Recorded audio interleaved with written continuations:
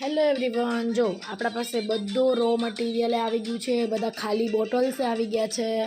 તમે જોઈ શકો છો 500 ml બોટલ. હવે આપણા શેમ્પૂ આવી રીતે આવશે, આવી બોટલમાં પ્રેસવાળું કેપ છે એનું.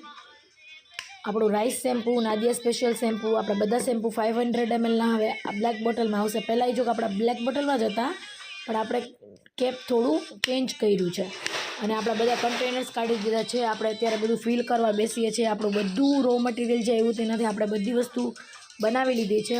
ને આ ફેરે આપણે થોડુંક ન્યૂ અને યુનિક કરશું. આપણે આવા કન્ટેનરમાં કંઈક ફિલ કરશું, તમને બતાવી દઉં.